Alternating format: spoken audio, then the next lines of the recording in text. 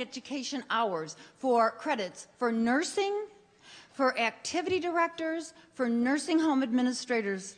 Those 3 categories, you've got to stop before you leave and let them check you out, okay? We good with this? Yeah, because I need those records. So that's one thing. You'll be getting a link when you go home to your email with the link to the SurveyMonkey for the evaluations. When we get those evaluations, you will be mailed your certificates with your continuing education hours. Let me just say, is there a more exciting way to start a conference than a rundown on CEs? I don't think so. I want to also ask you to let you know that there will be people at our conference. We have amazing people like Maura and Kristen, who are graduate students at University of Michigan in social work. Woohoo! And they are volunteering, and they're going to be asking you questions and doing some videoing, and it's your choice to do it, but you may show up on our Facebook page or in other assorted, so please feel free to talk to them. Know that Kevin Peterson and his team are going to be also doing some interviewing. If people ask your opinion, feel free to give it. Excellent. So also in your packets is a 1-pager on a quilt, and it's a quilt that we want to create for next year, which is the 10th anniversary of Greenhouse Homes. And we want to make it a very special celebration and really acknowledge the homes in Tupelo, Mississippi that forged the way. So we would love every every home at Greenhouse organizations to create a square for the quilt. So look for more information in there. And tonight we have a reception. You've got some tickets taped to your folder. Don't lose those. Feel free to barter, though, for something more valuable. But those are 2 free drink tickets. It's right next door. It's light hors d'oeuvres. It's from 5 to 6 o'clock. Join us, and we'll have a book signing there. And Dr. Bill Thomas will be there with Tribes of Eden for book signing. And also, get excited. We have a shutter booth. So you'll be able to take pictures with the people that you're in meaningful relationships with. So there's a shutter booth there. I know. A shutter booth. Who knew? So that's all going to be going on tonight from 5 o'clock until 6 o'clock after our full day. Who knew the shutter booth was going to get this much excitement? I'm excited. So on that note, I'm sure there are things I'm forgetting to tell you, but you know what? We'll figure it out. And this is kind of a conference, but it's kind of a party. And it's a part of us all becoming an intentional community as we go forward together on our 5th annual Greenhouse Meeting and Celebration. So what I'd like to do is introduce Terry Simonette. Terry Simonette is the CEO of NCB Capital Impact, which is our organization. And Terry, where is Terry? Terry, I'd like to welcome you up now. Hey, Terry. Woo-hoo.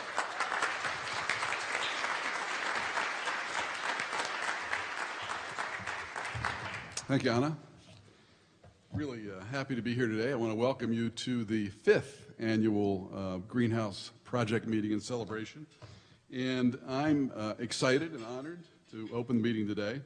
And the thing I'm going to do first is call your attention to the thing that we care about most, and that's reaching your potential. In fact, that's our mission at NCB Capital Impact, to support people to reach their highest potential at every stage of life. It's such a great word, potential. Capable of being, having possibility, promise, budding. That's our aspiration at NCB Capital Impact, to create the opportunity for potential, whether you are a low-income child and parent, has a choice in education, the opportunity to attend a school where you have a decent opportunity to achieve all that your potential will allow you to achieve. Families that have access to good health care. I think you understand in this world, in this country, the zip code you live in very much determines how sick you will be the rest of your life, what you will end up being at the end of your life. Potential for families that have the chance to live in affordable housing, and where appropriate, to also to build wealth. And elders that have the opportunity to live in a respectful and decent environment.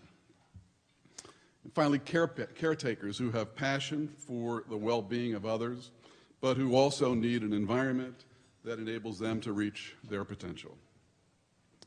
The greenhouse, in my opinion, stands alone in contrast to all that we do across the country. We finance modern new grocery stores in South LA and food deserts for people that don't have access to good food. We are helping to redevelop the urban core in Detroit, which obviously is a big job. We're rebuilding the infrastructure in New Orleans by creating new community health centers and charter schools. But the greenhouse stands alone, I think. Nowhere is the opportunity for potential so striking and so stark, and the impact so poignant and dramatic as in the greenhouse project in each of the greenhouses that you all are associated with. So I am happy to be here with you today and thrilled that I get to spend 2 days in one place, and particularly 2 days in this place with you. And I have the happy honor and pleasure today of introducing 4 of the 5 people that will be speaking to you and greeting you this morning. And the first person is Jane Isaacs Lowe. Jane is the Team Director and Senior Program Officer for the Robert Wood Johnson Foundation, the long-term supporter of the greenhouse, starting with Mississippi Methodist. Steve McAlilly, I see you there. Good to see you, Steve. And for the past 10 years has been our collaborator, our supporter, our cheerleader, our strategist, and our promoter. She's been particularly important to me and the rest of the greenhouse team as a key advisor who helped us set this course 10 years ago, but who has also been our touchstone every step along the way as the environment that we operate in, the environment that you operate in, has changed, and we've made adjustments. So I am so very honored to welcome Jane Isaacs Lowe.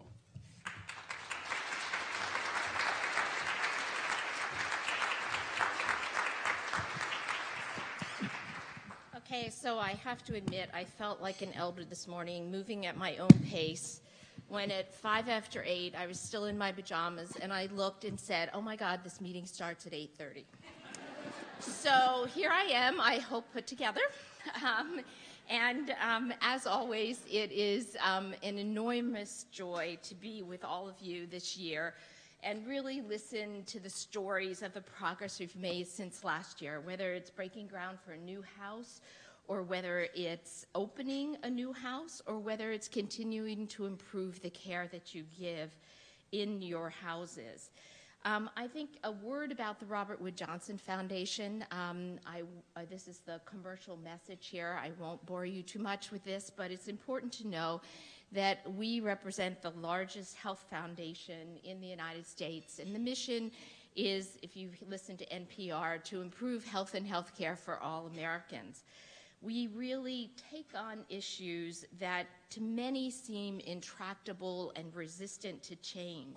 So we push and pull and prod ourselves and our grantees to get involved in changing how we think about a problem, changing systems of care, changing organizational structures and service delivery, and changing norms and attitudes, all with the goal of improving that health and health care for all Americans where they live, work, learn, and play. And this year we will celebrate the 40th anniversary of the foundation.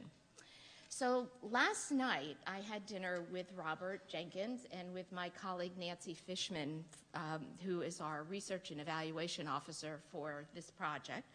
And we ate at a great restaurant around the corner, the tapas restaurant called Sanchez. And as we talked, we reminisced about the journey that we have been on for the last decade, but we also talked about our parents who have died, our parents who are aging.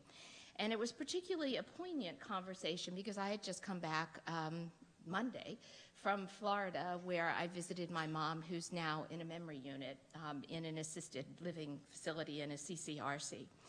And as we talked about that, I was struck by how much change is part of all of our lives and how many journeys we're all on. For me, it is a big change to see my mom begin to fade away bit by bit, But the joy is in seeing her still be able to play her beloved piano. She was a musician, and she can sit down at that piano and play anything, even though she may not always remember that I'm her daughter. So I'm reminded by the work that all of you do and how important it is. And as I look at all of your faces and think about the work that you're doing with the elders in your houses, I think about the staff at that assisted living memory unit who also are doing the best that they can to make all the people who are on that unit lives meaningful and important as they come sooner or later to the end of those lives. But on a bigger level, change is all about us. It's political, it's economical, it's social, and it creates a lot of uncertainty and stress. And most of us, I think, at some point or another feel that vulnerability. Some of us worry about the increasing demands for our services that we may not be able to meet.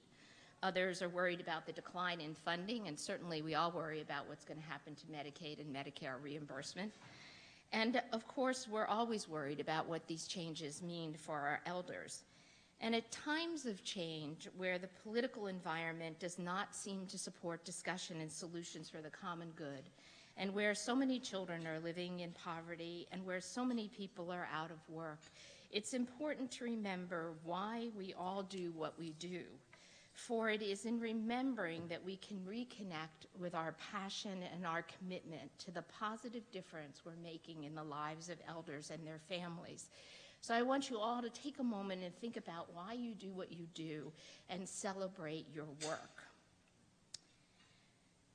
In 2001, I met Bill Thomas, and here is his infamous sweatshirt. He came to speak at the foundation. I thought that he was the electrician, and he actually turned out to be our president's speaker. We were having problems with our speaking system at the foundation. So I always think of Bill, and I always associate him with a sweatshirt.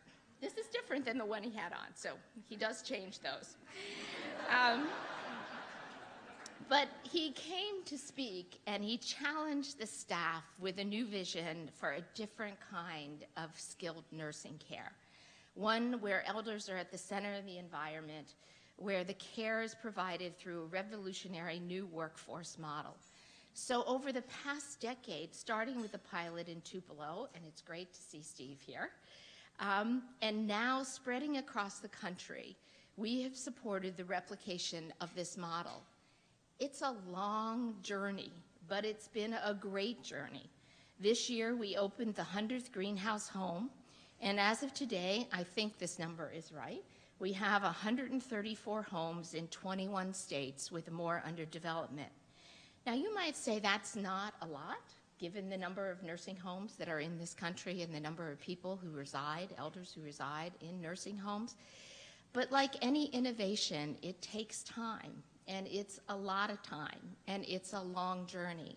And we at the foundation are committed to walking this journey with the staff at NCB and with Bill to make sure that this journey and the homes that we've created continue to become a reality and an option for care in every community in the United States. That's a big goal, but we're taking what we're learning and we're sharing it with the field, and we know that greenhouse homes have been and will continue to be a catalyst for change so that our elders can grow and be parts of caring communities. My heartfelt thanks really go out to the NCB Capital staff, to Terry. I'm going to read this list, and I'm hoping that I have everybody on here, and if I don't, my deepest apologies. So it's Susan, Robert, Anna, Melissa, Dan, Rachel, Heather, Emily, Asia, Maura, Mary, Lisa, and Debbie. So, and Katie. Okay, I missed Katie, my apologies. But I think we owe them all a huge round of applause.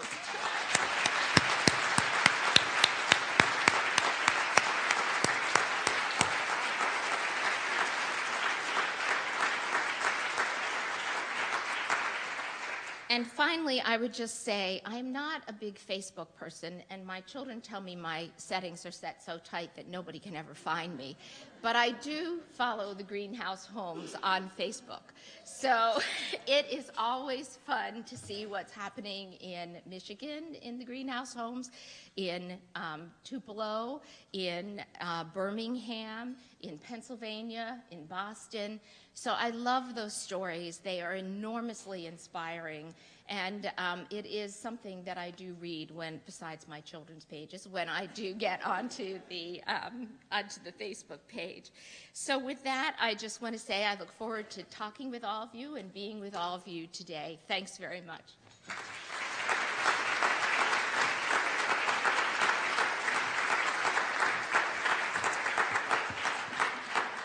Thank you, Jane. Thank you for being on time. Speaking of journeys, Robert Jenkins has been on a 14-year journey at NCB Capital Impact. He's been on a 10-year journey as the project director of the Greenhouse. Robert is moving to a new position, managing director of Elders and Independence, and I'm going to talk more about actually aging independence. We got to get that title right, don't we? I'm going to talk more about that tomorrow with Susan as we go through the state of the state. But Robert, along with all of us, obviously have been involved in a labor of love for the last 10 years. Much that we have provided for you in the way of program support as a result of the contributions of Robert Jenkins. He continues to be the project director of the Greenhouse through the end of this year until we've hired a new project director, and I am so very pleased to be able to introduce Robert to you today. Robert.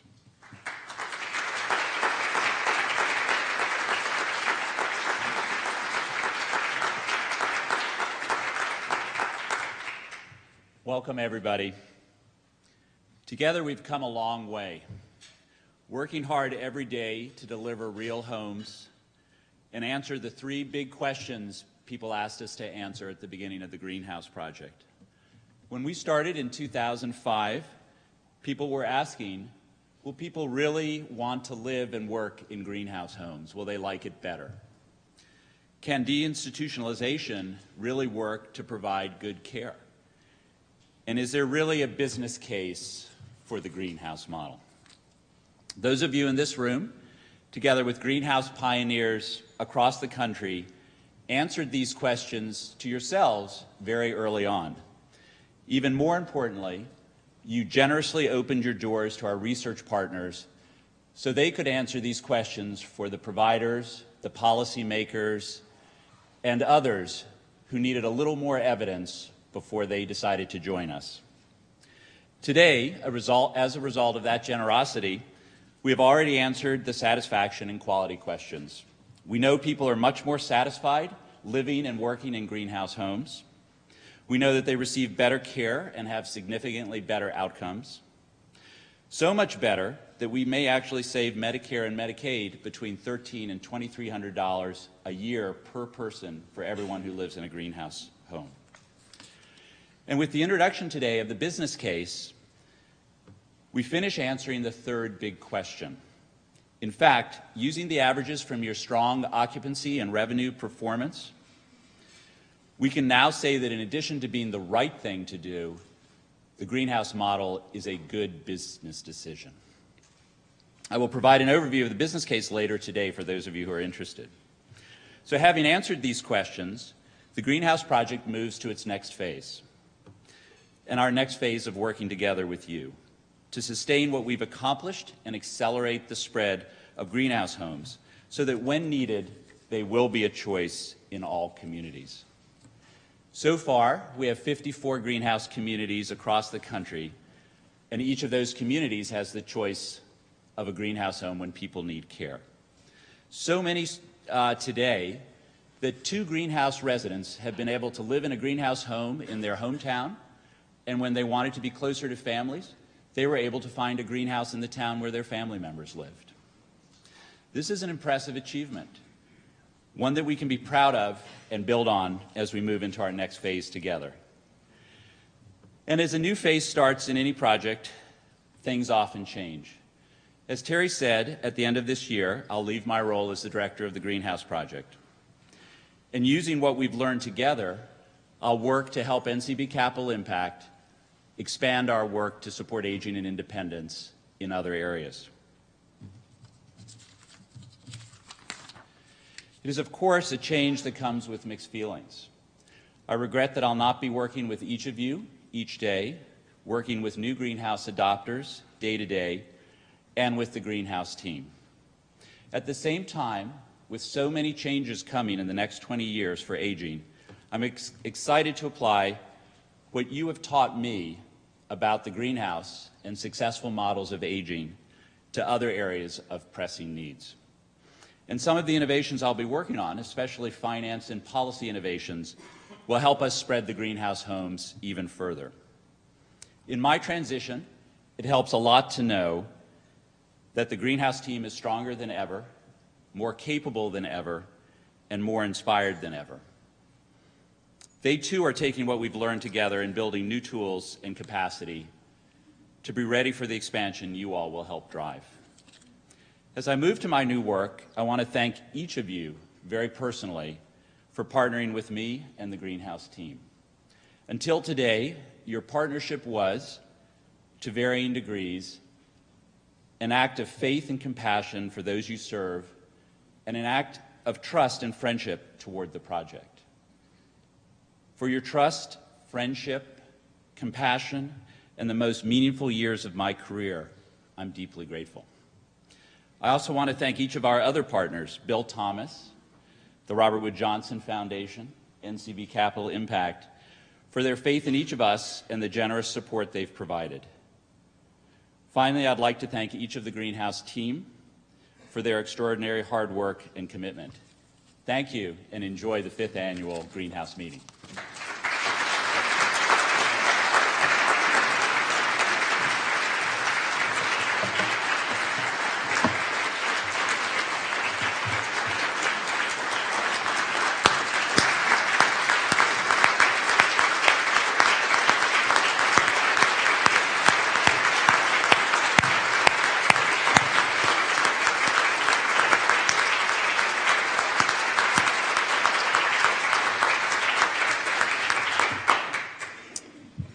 So these first few welcomes, although important, are really only the warm-up for the real welcome from someone who actually lives here and works in Grand Rapids, and that's Ingrid Weaver, who's the president of community operations at Porter Hill Retirement Community.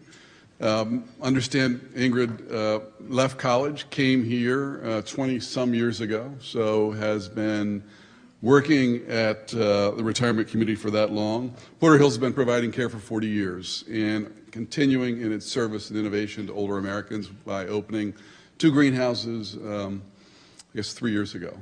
So we're anxious to hear more about that, and I know we're really anxious because Ingrid's also going to introduce one of the members of the Porter Hill retirement community to you this morning. Ingrid?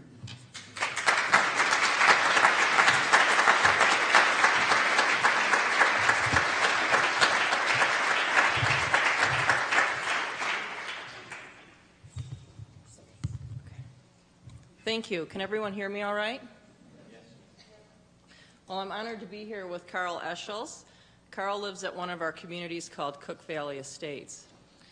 Carl and his wife Lois moved in about 10 years ago, was one of the pioneers at Cook Valley. Cook Valley is 12 years old now. Not long after Carl and Lois moved in, Lois needed more support than he could provide in the home. And so Lois moved to our Legacy building, our nursing home, which is located on a different campus. And of course, Carl was there every day visiting her. When we started to look at the greenhouse, that was something that also interested Carl for Lois. And Lois has been there for 3 years now. She was one of our pioneers that moved into our greenhouse too. And what's really nice about that is not only the culture change and the environment of the greenhouse, but the greenhouse is just down the road from where Carl lives. So he doesn't have to make the trek that he had for the first 3 years serving her and taking care of her. My name's Ingrid Weaver. I've been with Porter Hills, as they said, for about 24 years. When I was in college, a college kid, I took a job as a CNA. I went through the training for 2 weeks. I remember the focus on being a CNA and the training at that time was the ADL care, how do you give the basic care, and how well you could make the bed. Those are the things I remember, and I remember my nurse wore a hat that taught me how to do that. When they put me on the floor to work, I learned quickly that it was about how quick you could get everything done. And then I would see the other CNAs go to the multi-purpose room that was now all the tables and chairs were put away. There was a TV in the corner, and they'd all watch the TV till the shift ended. I worked second shift. And it was pretty disheartening to see. You had all this time on your shift to engage and to communicate with these people. I met 2 very lovely women who lived there. One who the job and the care plan was to wrap her legs every night. She was a diabetic and she had her limbs removed. I learned she was perfectly capable of doing that herself. And so I learned to sit there and listen to her while she did her own care. Everyone else would quick wrap it up to go watch TV. I learned about the 8 children she had, the ones who were doing well, the ones she was worried about, and I learned I only wanted 2 children. So we do learn from our elders. When I was done, I went to Western Michigan in Kalamazoo here. When I was done with school, I moved back home with my parents with no job, not knowing what to do. My background was in psychology. Porter Hills just happened to be down the street from me. A friend I met at Western's dad worked at Porter Hills. She said, "Why don't you apply for a job there?" So I said, okay. So I went and applied. And there was a job open in an area called Harmony Hall. And this was in '87. And it was what they call the Specialized Dementia Care Area. It was actually the first social model for dementia care in Michigan. And I knew I blew the interview because they said, "What if Mrs. Jones came up to you and asked where her husband was?" I said, "Well, I'd tell her he was dead," because I didn't know. That's the truth, right? Well, so I pretty much blew the interview, but for some reason they still hired me. And I got a full week of training. It involved videos, it involved mentoring, it involved reading material, working with the director at that time, and the program was phenomenal. It focused, we had animals, we had everything from birds to bunnies to dogs, we had Girl Scout troops coming in all the time. We laughed, we did silly things. It was okay to kind of go off the chart from now and then and not do what the planned activity was, and it was a fantastic environment. And I learned right there that I found the right organization to work for. So that was my start, and it was a blessing after what I experienced in a more traditional nursing home. We got involved over the years in the Eden Alternative, and that really seemed to work very well for our assisted living areas, but we continued to struggle in our skilled nursing. And then in about early 2000, our CEO at the time asked me to look into, there was a lot of Pioneer Network, the Eden Alternative, which we were doing, Plane Tree, a lot of different type of culture change. Wellspring was another one of culture change initiatives that were going on around the nation. And he asked me and a group of staff to kind of take a look at those initiatives and really focus on skilled nursing and what can we do differently there. At the same time, what we were doing in nursing homes were changing. We were beginning to provide more and more rehab. We had 101 beds in our nursing home, and at any given day we might have 3 people who were there for rehab. If we got up to 8 or 9, the staff were all because they didn't know what to do and it gets so busy. Well, our world's changing now, and we're doing more, as all of you are in nursing homes, some of you in the greenhouse. We do very little of that in the greenhouse, but in our legacy home, we're doing a significant amount of rehab now. In growing the competencies or relearning the competencies with our nurses, helping our administrators move forward, it was really hard to hang on to the concepts of the Eden Alternative too. So we felt that we weren't doing justice for our long-term care residents. And that's why we started to look at culture change. It was really easy to make the decision to do the greenhouse. The challenge was how to find the funding and get there. An idea of starting from scratch, the benefit of moving 20 beds out of 20 semi-private rooms. So there's a beautiful benefit to our legacy home to have more private rooms. The support that we get from NCB Capital is amazing. The training components alone is fantastic. For you that are in the development process of this, you'll be amazed. I mean, for us as individuals to sit down and try to put something like that together would be next to impossible. And the reinforcement of training that we get. So the vision beyond the Eden alternative that Dr. Thomas brought for us was something that we definitely wanted to do. I went to a leading age conference in San Antonio several years ago, and Steve spoke there, and that again reinforced what they were doing in Tupelo, Mississippi, and really reinforced that that was the right direction for Porter Hills. So that's why we made those decisions several years ago. We've been up and operating for about 3 years now. We continue to learn a lot. I'm very grateful for the staff that work there. I get to visit periodically, and I come as a guest. We in Michigan are extremely fortunate that we have 4 organizations, including ours, Porter Hills, that has greenhouse homes, which you've already heard. Pinecrest, I think, started first, so they really chopped down a lot of weeds for us up north. And then PVM got involved, and they chopped more weeds down. When I talk about chopping down weeds, I'm talking about how to deal with the regulations and working with the state of Michigan and sometimes CMS, and then Rest Haven as well. So when we started our project, we were able to visit those communities, talk to those staff, and learn a lot from them, which made it much easier for us in the development process. The only nuance that we had is we made the decision to move our greenhouse homes off campus. So then again, we looked to NCB Capital because we're doing something completely different. We were the first organization to do that. So not only did the state have to mull over this for a long period of time, so did CMS. NCB Capital was able to step in and guide us and be involved in the meetings with those folks in order to make that happen. So much appreciation to them. I'm really proud of working for my organization, as you can tell. I'm proud to be a part of this group, this family of greenhouse adopters, and I'm sure you all feel the same way about your organizations because they're doing the same thing that Porter Hills is doing, always learning, looking forward, evolving, and knowing that things can continuously get better. Lastly, I'd just like to thank Cheryl, our guide, and the staff, our greenhouses.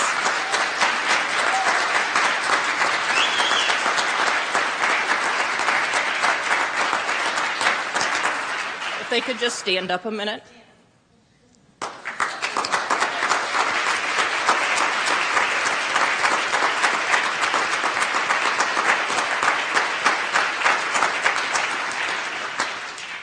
You know, the right decision isn't always the easiest decision, and these guys have worked really, really hard over the past 3 years, and we're continuing to evolve, and our greenhouses are learning and growing every day.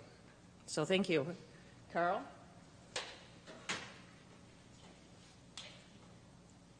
Well, thank you. The elders, the staff, not only those you just had saw, but all of the staff and all the families from the Grand Rapids Greenhouse Project. We welcome you to Grand Rapids. We're happy you came. For the city of Grand Rapids, I'd also like to welcome you. We'd like to have you. And Anna, thank you very much for the plug.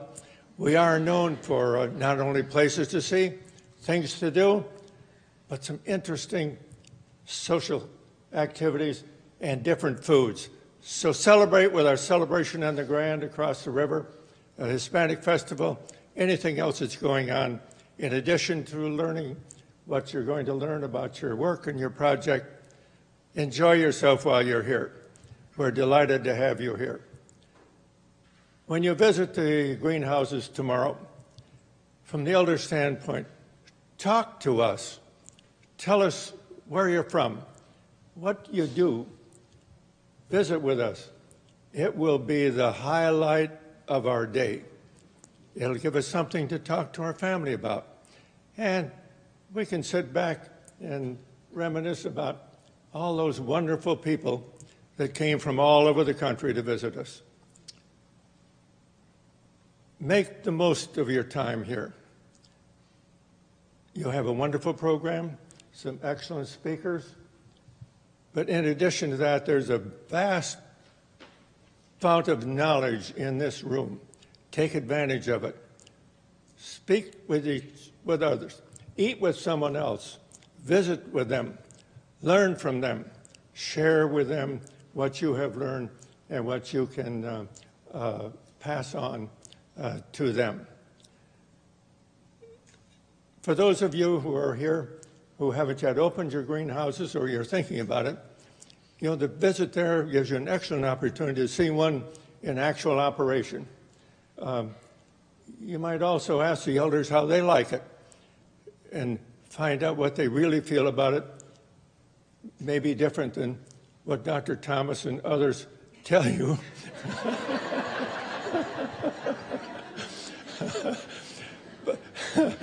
But anyway, they...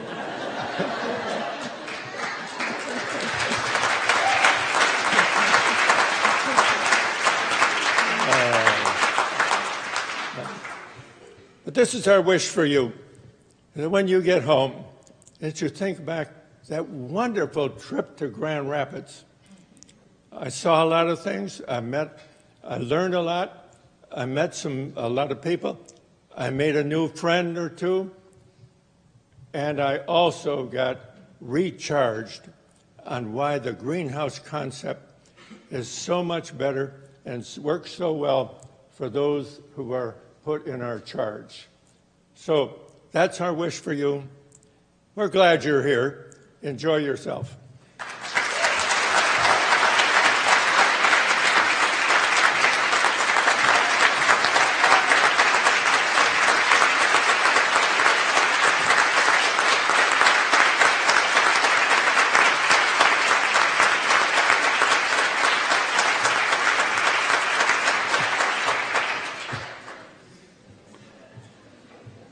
So, you know, it wasn't until I started coming to these annual conferences that I realized that I wanted to be an electrician. I came in the hotel last night from New York. I have my briefcase, I have my roller bag. I was exhausted. I'd only been on a day trip. Bill Thomas comes walking in from Bogota, I think, with his knapsack. I was carrying my roller bag because I had multiple pairs of socks. Bill Thomas, that's why he has a knapsack. Dr. Bill Thomas, who is our colleague, often our inspiration, sometimes our conscience. Actually, side note, Bill Thomas, Jane Isaacs Lowe, and Robert Jenkins occupy different portions of my conscience, depending on the situation. He is always our friend, which I have come to learn and treasure that relationship, and happens to be in international authority on geriatric medicine and elder care. And also, Bill Thomas drives much that we care about in culture change, and I'm so very happy to welcome Bill Thomas.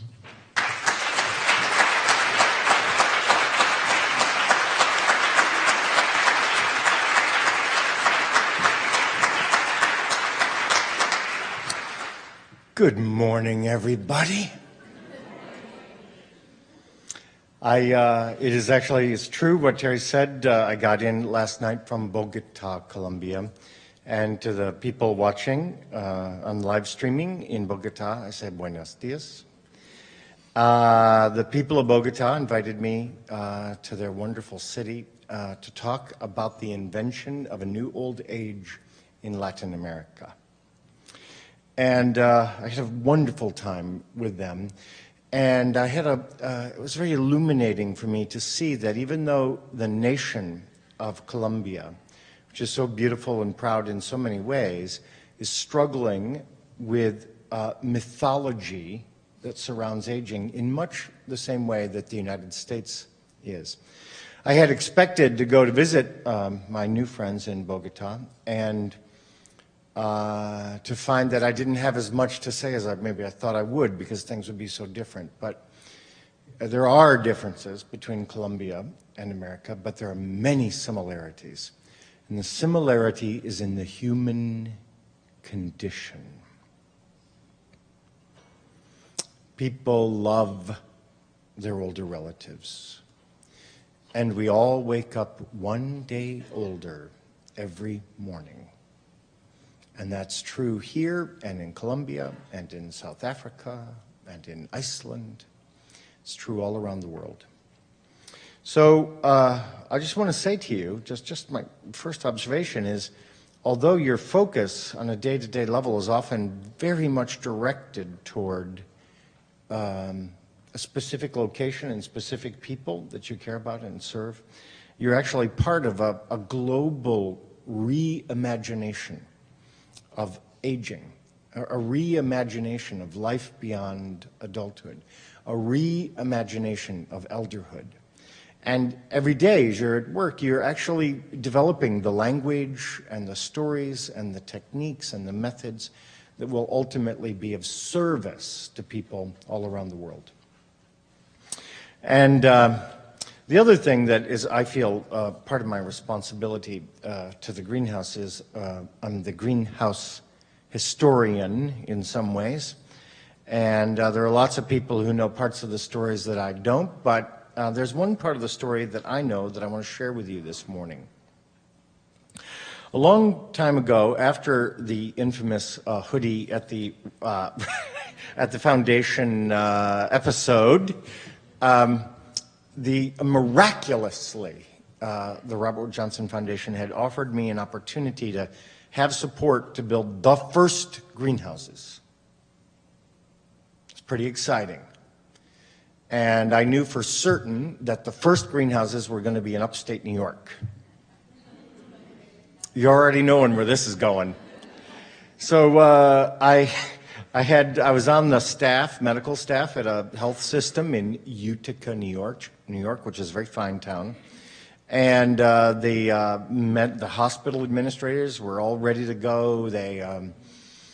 We were driving around Utica looking for the place to put the first greenhouses. Looking good. Then on this one Monday morning, one of the VPs from the hospital calls me up and goes, "Oh, hey, listen, Dr. Thomas, change of plans. We're not doing the greenhouse." And it was 1 week to go to make that's basically sign the papers with the foundation. I had 7 days and no place to put the greenhouse. So I mourned for 48 hours.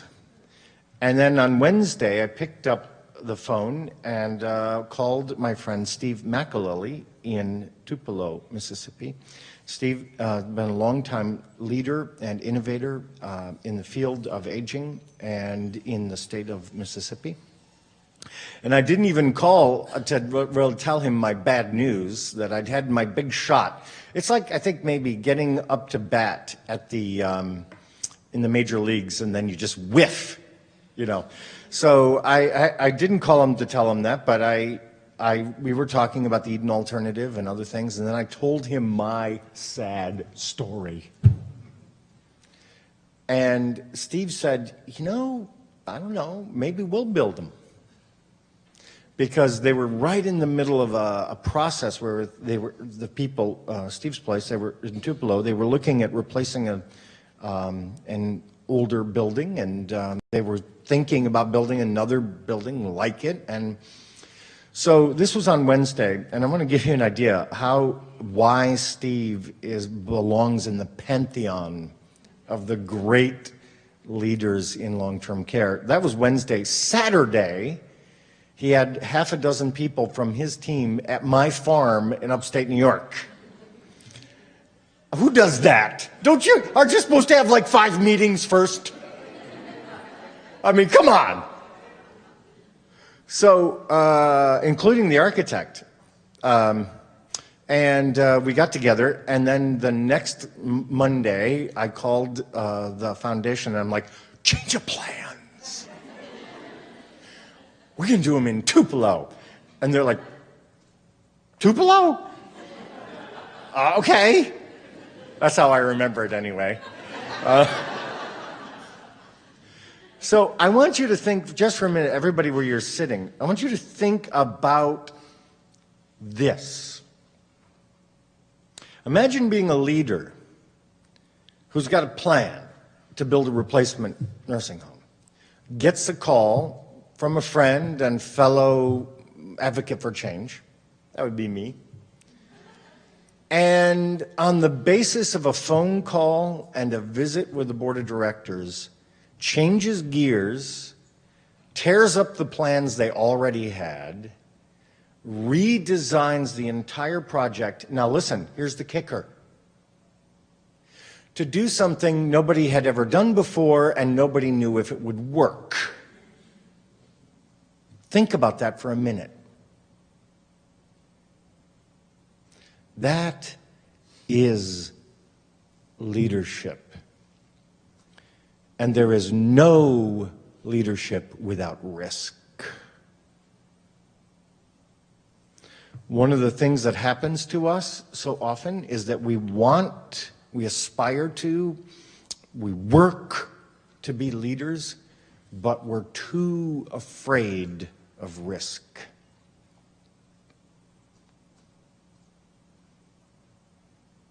Leaders can never be completely safe.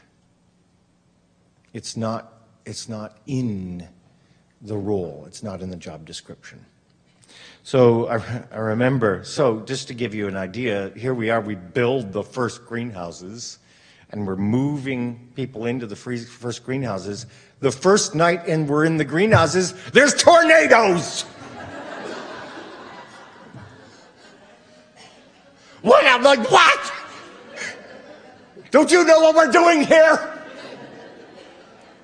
Dang. So Steve and I are in the greenhouses, and we got the elders, and it was really one of the cool greenhouse moments. We got all the elders sitting in the hearth. Hope this holds up, you know. Oh boy. So Steve is here, Steve McAlelly is here, and his courage and the courage of his team and the people he works with, and the Shabazim and the elders are a part of our story. And I would like Steve McAlelly, if you would rise, please.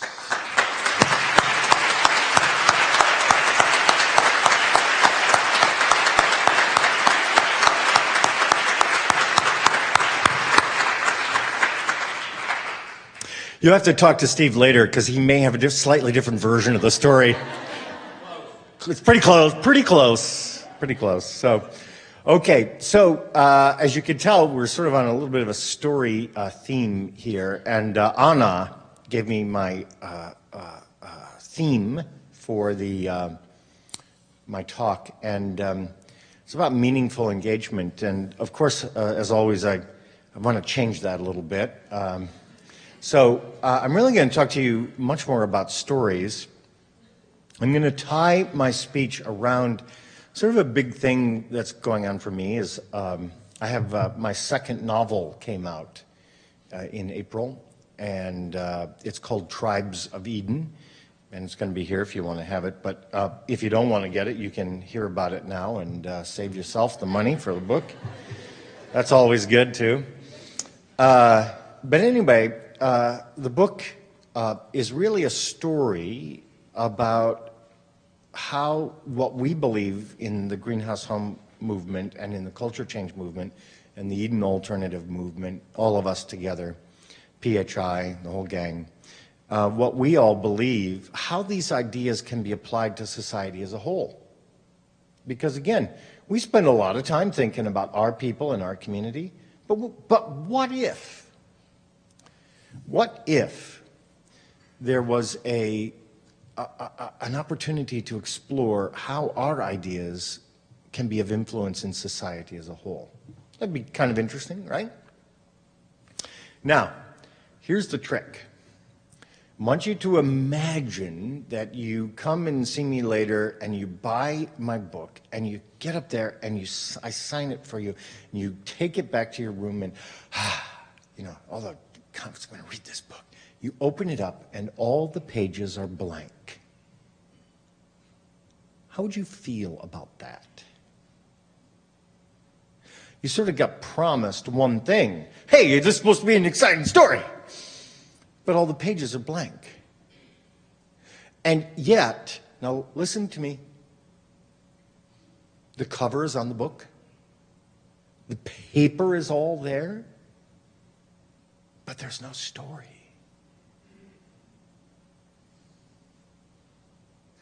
This is the unfortunate circumstance that some greenhouse homes wander into. We build the house. We bamboozle the regulators. We train the shabazim. The elders arrive. We write the checks. But there's no story. The greenhouse itself, listen to me, the greenhouse itself is nothing unless it makes a story. I want you to imagine, perhaps in your younger years, you meet someone, you fall in love, and it's the big day when you're going to go meet the parents of the person you love. A lot of people in this room have been in that situation, It's kind of awkward. And you are sitting there, and of course, you want to tell me about my, the person I love. Tell me about their childhood. And the parents go, I don't know. Well, show me the pictures of when he was little. We don't have any pictures. Tell me the stories about the funny things he did in junior high school. We don't have any stories. Well, what did you do with him for all these years? Well, we fed him, and we watered him. We gave him his medicine, and that seemed to be good enough. You would have real doubts about this whole situation. I mean, these would be your in-laws, okay? The reason you'd have doubts is because it's in the story. The world is not made of atoms. It's made of the stories we tell each other about ourselves. The greenhouse exists at its deepest, most philosophical level. It exists as a place in which to make a story, a beautiful story. I'm looking at Steve, and if I say the words, Martin House, a whole story comes into Steve's mind. Complicated, long, twisting, lots of characters. We still don't know how it ends. When I have experienced the greatest disappointment with Greenhouse is when I have visited places where there is no story. That's the problem. We can deal with the shabazim who can't cook. We can deal with the barbecue that sets the house on fire. Oh yes, I hear the stories. We can deal with the regulator who just wants a sneeze guard on everything. We can deal with all that. Look, we're pretty good. We could deal with all that. You know, the one thing we can't deal with is a house that's not a home because it has no story. Our elder advised us this morning talk to us, tell us your story. Wise words. Give us access to the knowledge and the relationships that help us build our world.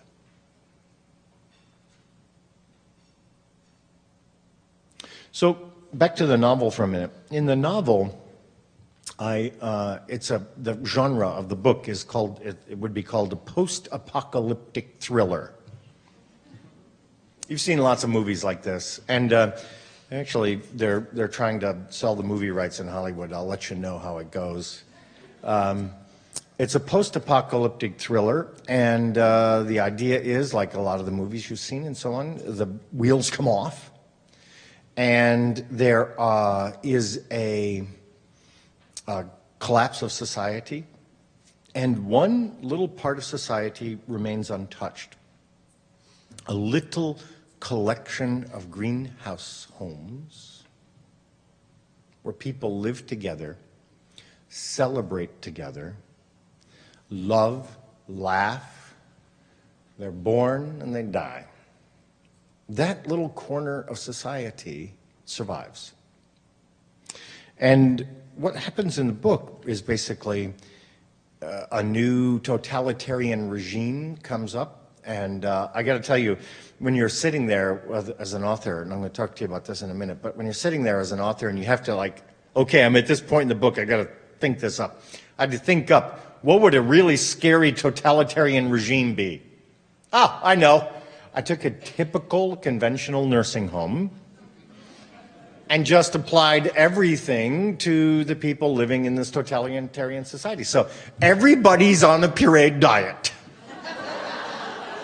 I'm just telling you. And for this crowd, I have to say, as you read it, you're going to be laughing. Because you'll be like, you couldn't be more imaginative than that. Dang. So what happens is the elders of this little greenhouse community begin writing down their story in pen and ink. And if you look at the cover of the book, you'll see a little script writing on the front of the book, and that represents the writings of the elders and how the elders communicate with the rest of the world. And I won't give away the ending, but it's me, so you know it's not bad.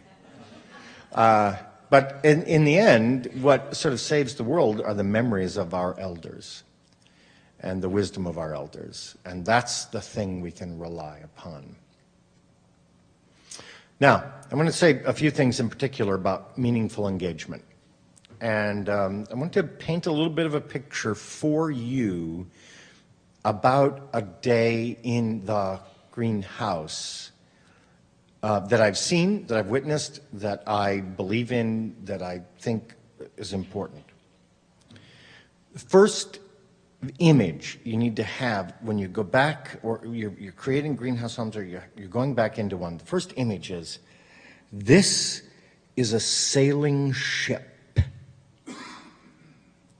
But it doesn't sail across the sea, it sails through time. So the greenhouse is sailing through time, and you and the elders, you're piloting the ship. And you could take it somewhere. You could take it places. You are in control of it. Now, how do you navigate a greenhouse? And the answer is by paying attention to the rhythm of daily life. It is the rhythm of daily life that is it can be a beautiful piece of improvisational music that you play every day. It's a song. And every house has its own song. And because you're sailing across time, every song changes over the years. across the months, the weeks. You following me on this so far? That seems abstract, but imagine, to put it in concrete terms, imagine I came to your greenhouse home and I wanted to make a little band, we'll make a little band, and I just handed out the instruments and the music and paid no attention to what anybody ever had any experience with. So I have this great singer, but I say, you're going to play keyboards. I have this great drummer. You're going to be the singer. And you know when the drummer sings, it's never good. So you have you assign all these things, and all these people are not doing what they're supposed to do, and the music isn't very good. So what you're meant to do is to give each person a part that suits who they are. I've been in a greenhouse home where one of the people living in the house, one of the elders, was fascinated by weather, and every morning, every person in that house got a complete weather report. And this was acknowledged, this was part of their song, and that it was celebrated. So here's what I'm trying to say to you. That kind of thing can happen by accident or skillful shabazim, and elders can make it happen on purpose. What is our song? What is our story? Of course, we've spent time on, and you are perfectly aware of rising at one's leisure and having a breakfast of one's choosing, but that's the basics. How do you make a rhythm that suits those people who were there in that house at this time? And how prepared are you to change that rhythm when the people change?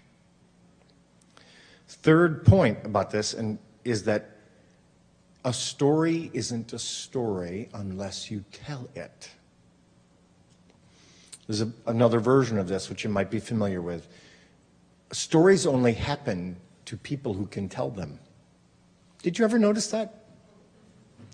I'll tell you a little bit about myself. So I'm not a bad storyteller. I'm okay. I'm pretty good. So sometimes I'll be on a trip, like going to Columbia and coming to Grand Rapids, and I'll get home, and Jude, many of you know my wife Jude, Jude will say, "Tell me about your trip." And I'll say, "It was good."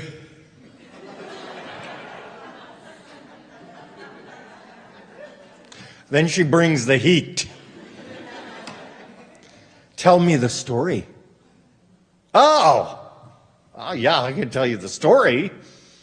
And so I'll tell the story. So here's something I'm saying to the members of the clinical support team and the Shabazim in particular. You need to tell the stories. If something happens on Saturday, you need to be talking about it on Monday. One of the reasons institutions fail us, long-term care institutions fail us, is that memory and story and character all disappear down this drain. They're there and they're gone. And nobody tells the story of 3 years ago when, oh my God, well, when that thing happened. Nobody tells the story about the people who used to live here. Nobody takes time at dinner to talk about Mrs. Jones and how good it was when she was with us. That's what matters. Second, well, not second, but let's go further into the day. It's very important to me that the elders be engaged to the greatest degree possible in relationships of reciprocity. So the conventional methodology or the conventional philosophy of long-term care says there are professional caregivers and there's frail old people who need to be taken care of. Ta-da! That's it. That's all you need to know. And it was, we mentioned earlier, and your job is to make the corners of the beds, do the duties, check the lists, and you're good to go. I mean, that's not an accident. That's how it's designed. And what's different about the greenhouse is that the Shabazim need the elders, and the elders need the Shabazim. A Shabaz cannot become masterful without the elders. The elders teach the Shabaz of the mastery of making a good elderhood. In return, the Shabazim help the elders with food and dressing and staying clean and comfortable and getting a good night's sleep. It's a fair trade. The elders are there in the greenhouse to be teachers. So I'll give you an example of a meaningful engagement versus the problem-oriented.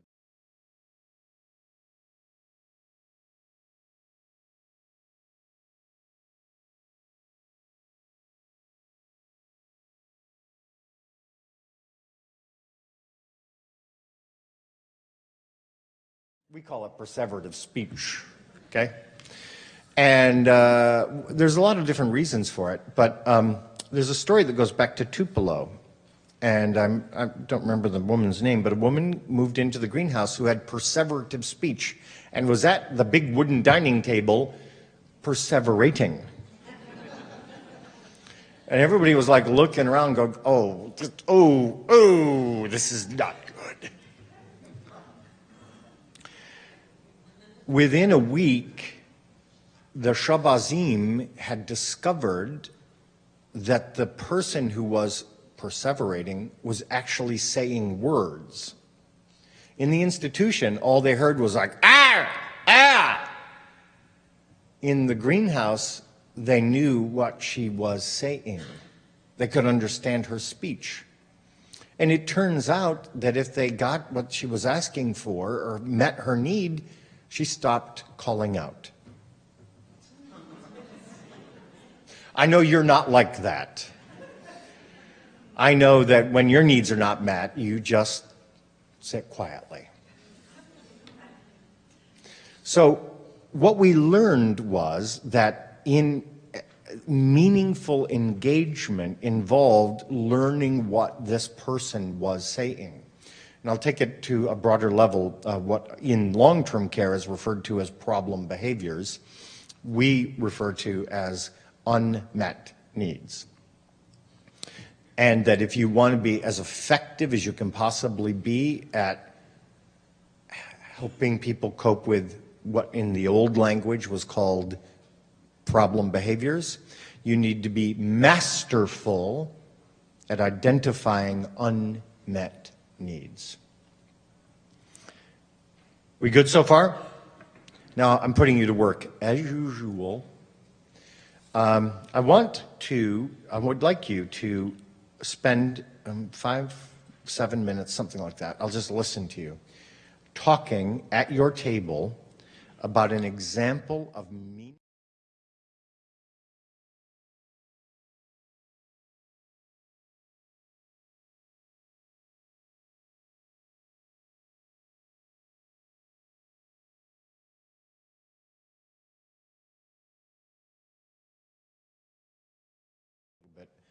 About some of those examples of meaningful engagement. So, everybody understand what I'm saying? Ready, set, go.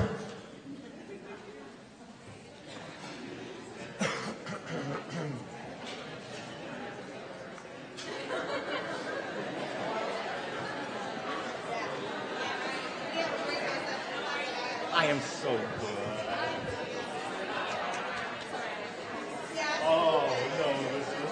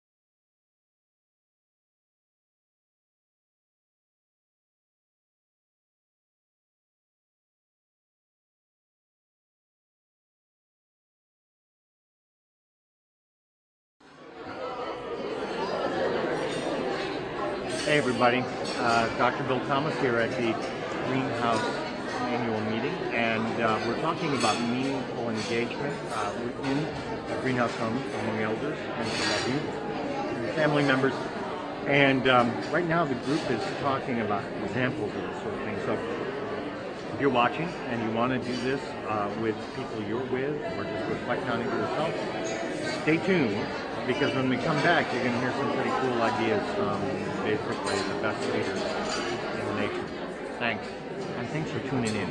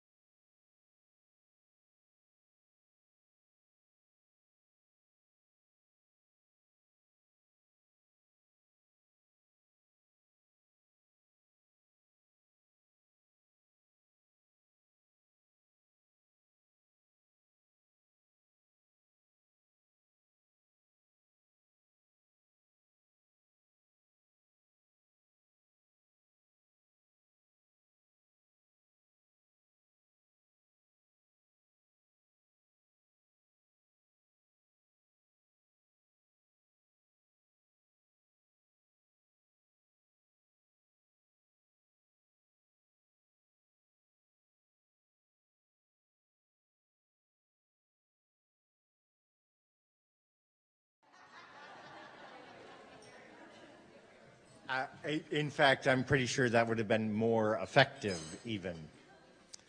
I was visiting with Jane Isaacs-Lowe when you guys were talking, and Jane really made the point that there's a spread of greenhouse ideas into other environments. I'm sure you see it, or you're hearing about it, where things that you recognize as being directly torn from the page of the greenhouse showing up in other organizations. And I just want you to know we're very supportive of that.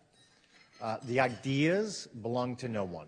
The ideas, to the extent they make life better for elders, should be practiced by everyone. Yes, we are careful about the use of our name, because when people use our name, they're our responsibility, and we want to make sure we know they're doing it right. But the ideas should spread.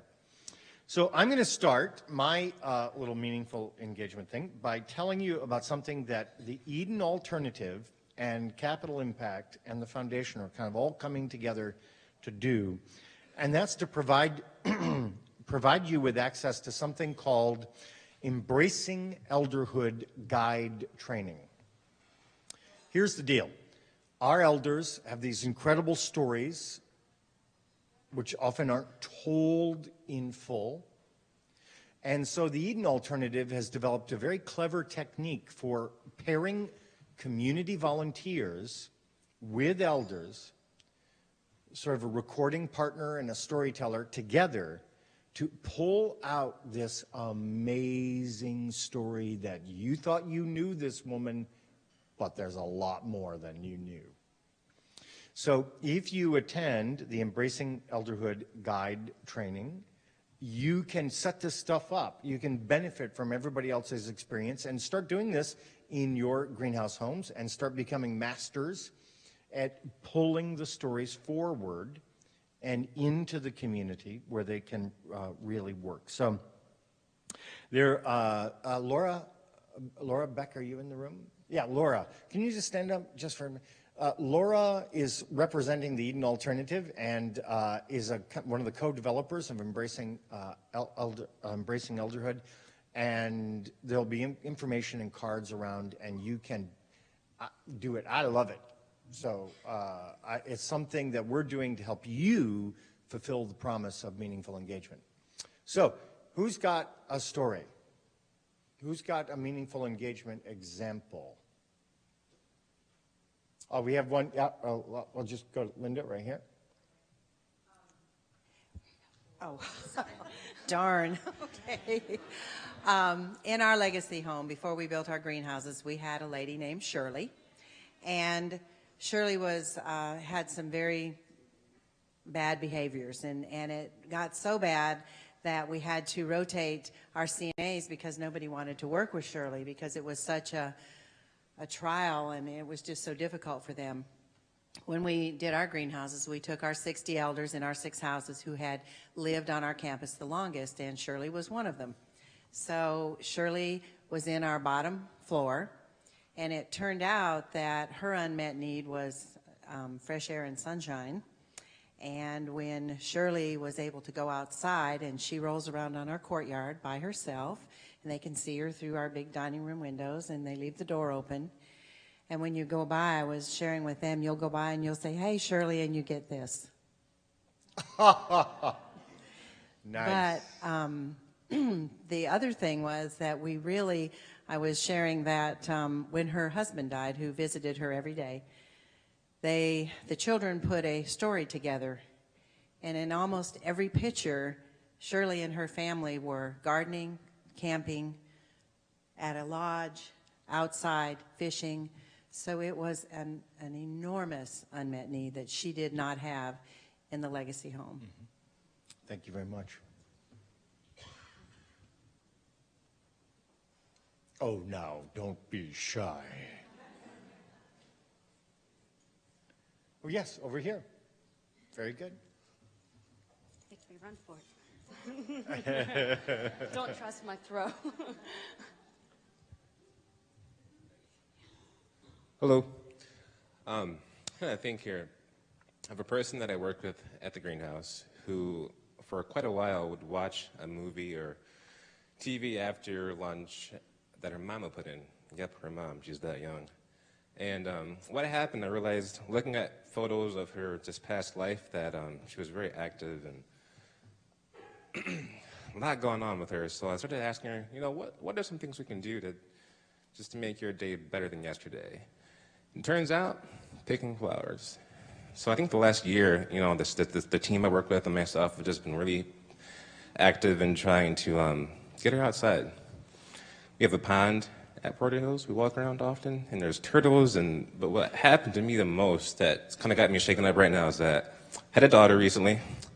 I've talked more to her about marriage, kids, man, and then just like, I think that I need her more than she needs me, actually. So it's been quite refreshing to have an amazing staff that I work with, but also very brilliant people that we work with called elders. So thank you.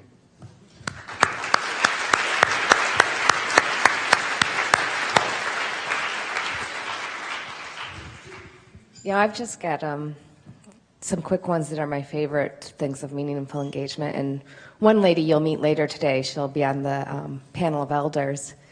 But she's, you know, just so engaged with everyone, always asks how you're doing and, you know, compliments you on what you're wearing, calls you nicknames all the time, different ones. But my favorite things that we do just so frequently is she'll stop and I'll kneel down next to her, and depending on our moods, like the other day, like a week or so ago, you know, I was tired, she was kind of tired, the weather was gray, and we leaned our foreheads together. I mean, just, you know, real, you know, with actual pressure there, you know, not just kind of touching, but, you know, a lot of feeling, and just talk to each other. It's like, you know, I'm tired today, and I'm feeling kind of blah. And just by the two of us doing that, both of us felt better when it was, you know, just those 2 minutes. You know, we both felt so much better just by spending that time kind of whining to each other. It's just part of how it is every day with, you know, her and everyone else there too. You know, we talk to each other about everything. You know, our families, our kids, our travels. It's just living life together. And it's the most wonderful thing. Thank you.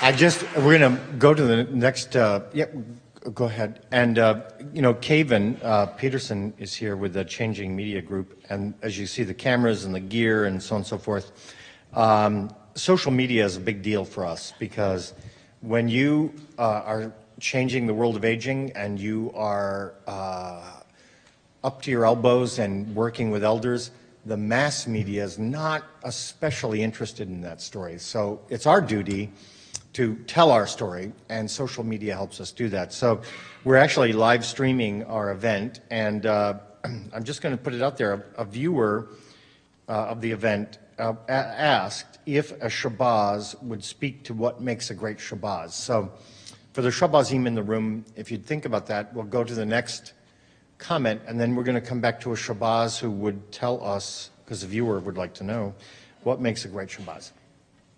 Thank you. Good morning, everybody. I'm Chris from St. John's Home in Rochester, New York. We just opened up in March, February. Thank you. Our greenhouse homes in Penfield, New York, which is a suburb of Rochester, so we're far away from our legacy home. So the point of being out there is to get to know the neighbors and be part of the community. So we're not quite 6 months, but we're like, okay, let's have an open house. Let's have a party and invite the neighbors. So we did. We sent out flyers, and I, as the guide, had no idea what was going to happen. I didn't know how many people were going to come. We had family members. We had Shabazz family members, nurses family members. We had neighbors who came, the elders, their families. And what struck me as so cool was that when I've gone into our legacy home, you always know who lives there and you always know who's visiting. So we're all hanging out in the backyard. We had the St. John's band out there playing, and we had a cookout. And you had people just looking at each other and going, now, do you live here? Wait, are you a neighbor? Are you, like, nobody knew who different people were. And to me, it just struck me as really cool.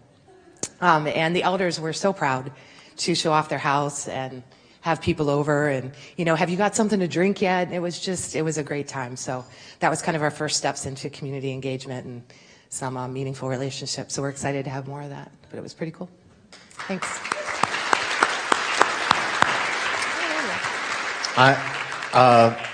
Again, our viewer would like to know if a Shabazz, we have a Shabazz who would like to speak to what makes a great Shabazz. Thank you. This was actually Steve's first flight ever. Oh, congratulations and welcome, Steve. So, Steve, introduce yourself. And I'm Steve Wumhauer from Cohoes, New York, Eddie Village Green. I think what makes a great Shabazz is you have to be sensitive, compassionate. You got to be able to react with the elders. Know how to cook. Got to know how to cook. That makes their night.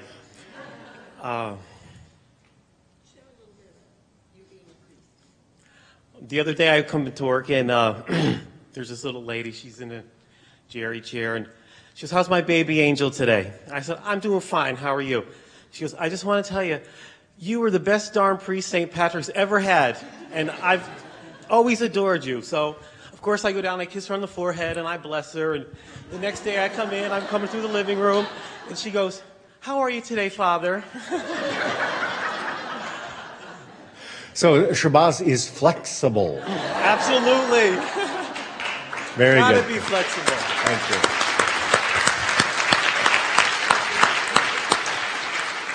I would just like to amplify on what Steve was saying. As you noticed, what he was saying is basically all the things that make a great Shabazz are all the things that make a great human being.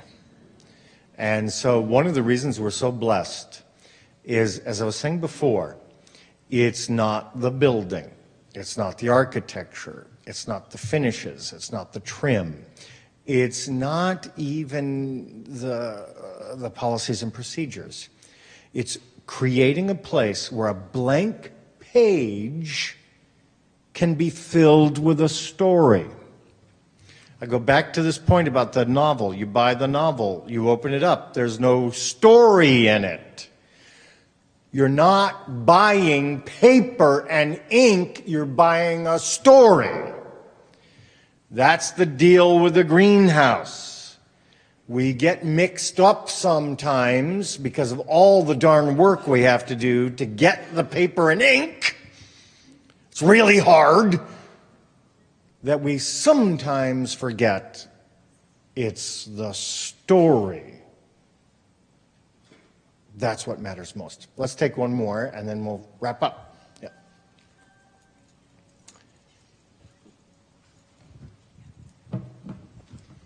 If some of you wonder if the male ego ever gets lost in the greenhouse, I have a story for you. We had two elders that probably grew up being I'm from the Midwest, so we call it the cock of the walk. I think some other areas call it bull of something. But anyway, these guys would literally line up at the end of a hallway and charge each other like the Knights of the Round Table. And the Shabazim would have to ensure that there were no injuries when they actually encountered and untangle them when they got their wheelchairs so tangled up that they couldn't get separated. They finally called a truce, and one of them sat at the head of the table on the west side of the table, and the other one sat at the head of the table on the east side of the table. So they both sat at the head of the table. Men can cry, so if I cry, you got to forgive me here. One of those gentlemen was 66 years old. The other one was 92. The 66-year-old passed away. And we set up a memorial in their rooms for, was it 3 days or something, for everybody to pay their respects. So the 92-year-old comes into the room and he says, I should have been the one that died. He was only 66. After all their fussing and fighting, they really were friends. He understood the loss and the grief. So the male ego doesn't disappear, but men do support each other, and they do miss each other, even in the greenhouse. Thank you very much.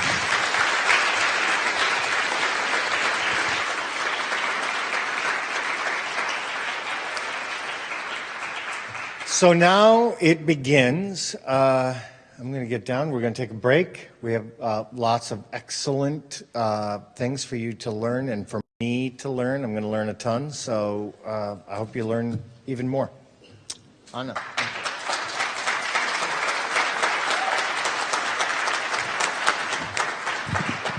Let's hear it for Dr. Bill Thomas.